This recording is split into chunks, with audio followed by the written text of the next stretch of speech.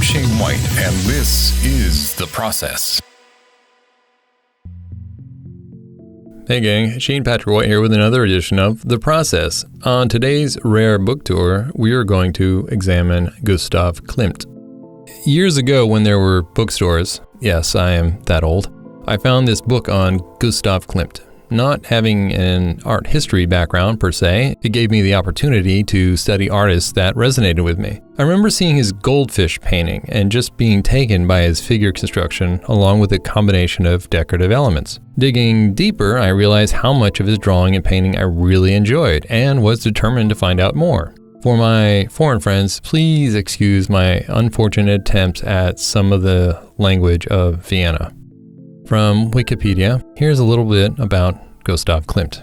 Gustav Klimt, born July 14, 1862, was an Austrian symbolist painter and one of the most prominent members of the Vienna secession movement. Klimt is noted for his paintings, murals, sketches, and other objets d'art. Klimt's primary subject was the female body, and his works are marked by frank eroticism. In addition to his figurative works, which include allegories and portraits, he painted landscapes. Among the artists of the Vienna secession, Klimt was the most influenced by Japanese art and its methods. Early in his artistic career, he was a successful painter of architectural decorations in a conventional manner.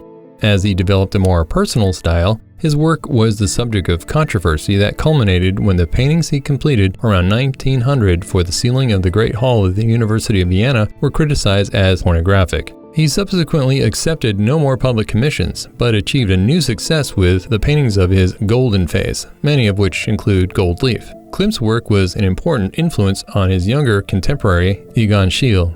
Gustav Klimt was born in Baumgarten, near Vienna in Austria-Hungary, the second of 7 children, 3 boys and 4 girls. His mother, Anna Klimt, had an unrealized ambition to be a musical performer. His father, Ernst Klimt, the elder, formerly from Bohemia, was a gold engraver. All 3 of their sons displayed artistic talent early on. Klimt's younger brothers were Ernst Klimt and George Klimt. Klimt lived in poverty while attending the Vienna Kunstgewerbeschule, a school of applied arts and crafts, now the University of Applied Arts Vienna, where he studied architectural painting from 1876 until 1883. He revered Vienna's foremost history painter of the time, Hans Makart.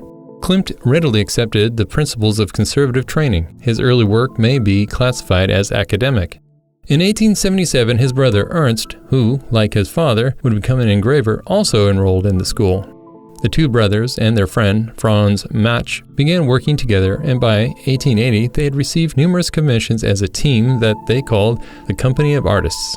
They also helped their teacher in painting murals in the Kunsthistorisches Museum in Vienna.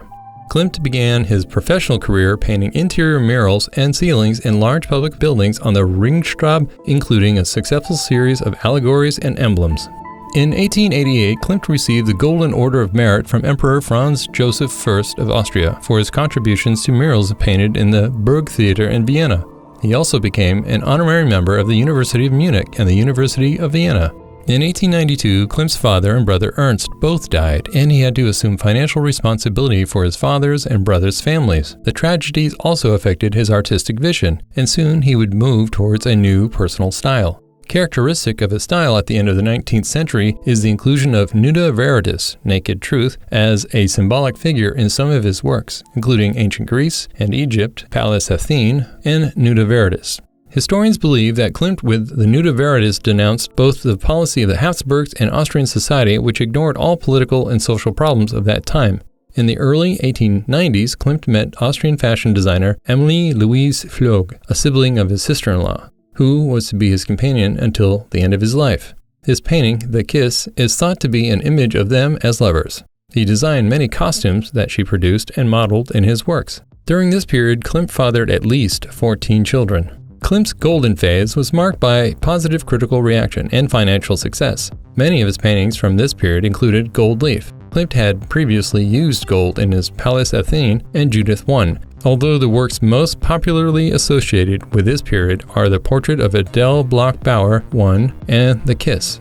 Klimt traveled little, but trips to Venice and Ravenna, both famous for their beautiful mosaics, most likely inspired his gold technique and his Byzantine imagery. In 1904, he collaborated with other artists on the lavish Palais Stocklet. the home of a wealthy Belgian industrialist that was one of the grandest monuments of the Art Nouveau age. Klimt's contributions to the dining room, including both fulfillment and expectation, were some of his finest decorative works, and as he publicly stated, probably the ultimate stage of my development of ornament. In 1905, Klimt created a painted portrait of Margaret Wittgenstein, Ludwig Wittgenstein's sister, on the occasion of her marriage. Then, between 1907 and 1909, Klimt painted 5 canvases of society women wrapped in fur. His apparent love of costume is expressed in the many photographs of Flog modeling clothing he had designed. As he worked and relaxed in his home, Klimt normally wore sandals and a long robe with no undergarments. His simple life was somewhat cloistered, devoted to his art, family, and little else except the secessionist movement. He avoided cafe society and seldom socialized with other artists. Klimt's fame usually brought patrons to his door, and he could afford to be highly selective. His painting method was very deliberate and painstaking at times, and he required lengthy sittings by his subjects. Although very active sexually, he kept his affairs discreet, and he avoided personal scandal. Klimt wrote little about his vision or his methods. He wrote mostly postcards to Flog and kept no diary. In a rare writing called Commentary on a Non-Existent Self-Portrait, he states, "I've never painted a self-portrait. I am less interested in myself as a subject for a painting than I am in other people, above all, women. There's nothing special about me. I am a painter who paints, day after day, from morning to night. Whoever wants to know something about me ought to look carefully at my pictures." In 1901, Hermann Baer wrote in his speech on Klimt, "Just as only a lover can reveal to a man what life means to him and develop its innermost significance, I feel the same about these paintings." In 1911, his painting Death and Life received first prize in the World Exhibition in Rome. In 1915, Anna, his mother, died. Klimt died 3 years later in Vienna on February 6, 1918, having suffered a stroke and pneumonia due to the worldwide influenza epidemic of that year.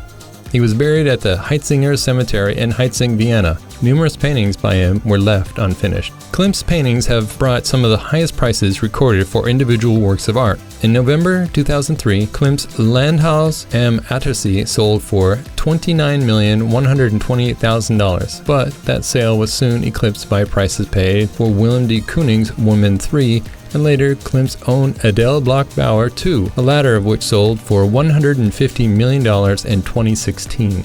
In 2006, the 1907 portrait of Adele Bloch-Bauer 1 was purchased for the New Gallery in New York by Ronald Lauder, reportedly for US $135 million, surpassing Picasso's 1905 Boy with a Pipe, sold May 5, 2004 for $104 million, as the highest reported price ever paid for a painting up to that point. On August 7, 2006, Christie's Auction House announced it was handling the sale of the remaining 4 works by Klimt that were recovered by Maria Altmann and her co-heirs after their long legal battle against Austria. Maria Altmann's fight to regain her family's paintings has been the subject of a number of documentary films, including Adele's Wish. Her struggle also became the subject of the dramatic film The Woman in Gold, a movie inspired by Stealing Klimt, the documentary featuring Maria Altmann herself. The city of Vienna, Austria had many special exhibitions commemorating the 150th anniversary of Klimt's birth in 2012. Well, that's it. I hope you enjoyed the tour. And hey, if you like the channel, please subscribe today. And, as always, thanks for watching.